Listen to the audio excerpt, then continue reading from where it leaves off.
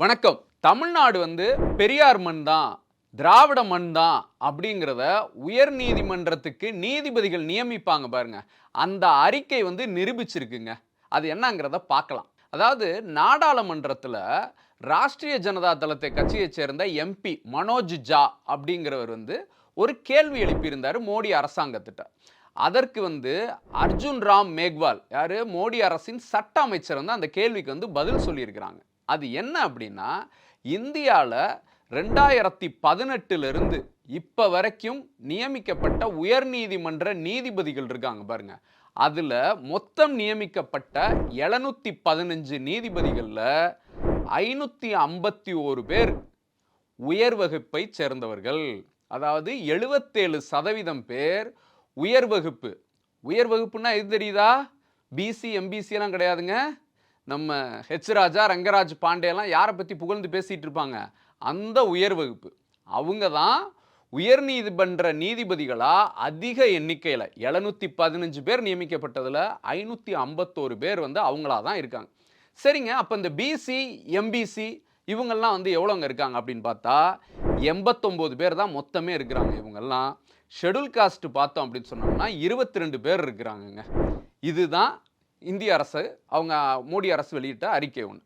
சரி, இப்போ பெரியார் மண்ணுன்னு நான் சொன்னேன்ல, திராவிட மண்ணுன்றது, அதுக்கு என்ன அப்படின்னா, இந்த கடந்த 4 வருஷம் இருக்கு பாருங்க. அதாவது 2022 காலகட்டத்திலிருந்து ஜஸ்டிஸ் சந்திரசூடும் சஞ்சீவ் கண்ணா அவர்களும் உச்சநீதிமன்ற தலைமை நீதிபதியாக வந்த இந்த காலத்தில் நியமிக்கப்பட்ட உயர்நீதிமன்ற நீதிபதிகள் மொத்தம் 221ங்க.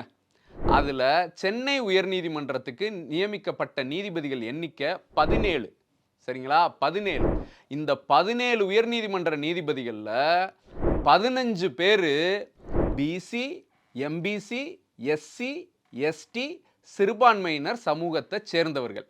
அதாவது 88% பேர் சென்னை உயர்நீதிமன்றத்தில் நியமிக்கப்பட்டவர்கள் பிசி, எம்பிசி, எஸ்சி, எஸ்டி.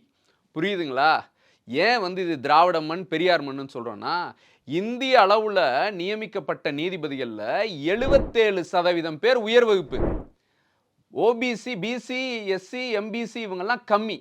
ஆனால் தமிழ்நாட்டில் நியமிக்கப்பட்ட இந்த நீதிபதிகள் பார்த்தீங்கன்னா இந்த எண்ணிக்கை இருக்கு பாருங்களேன்.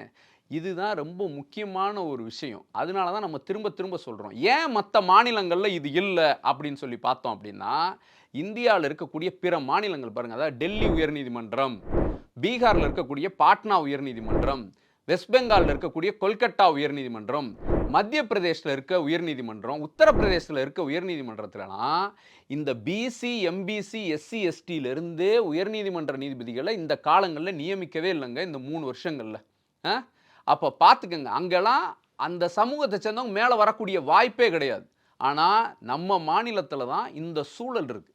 இதை தான் அன்னைக்கு தந்தை பெரியார்னு கேட்டிருக்கிறார், முத்தமிழறிஞர் கலைஞர் எல்லாருமே உயர்நீதிமன்றம், உச்சநீதிமன்றத்தில் பிற்படுத்தப்பட்ட, மிகவும் பிற்படுத்தப்பட்ட, தாழ்த்தப்பட்ட வகுப்பை சேர்ந்த நீதிபதிகள் அதிக எண்ணிக்கையில் வரணும் அப்படின்னு சொன்னாங்க. அது சென்னை உயர்நீதிமன்றம் இந்தியாவுக்கே ஒரு அடையாளமாக இருக்குது. இதில் இந்தியா முழுக்கும் நியமிக்கப்பட்ட பெண் நீதிபதிகள் இருக்காங்க பாருங்க. அதில் 34 பேர் நியமிக்கப்பட்டதில் அதுலேயும் 5 பேர் சென்னை உயர்நீதிமன்றம் தாங்க.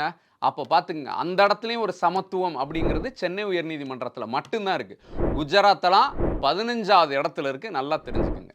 நன்றி.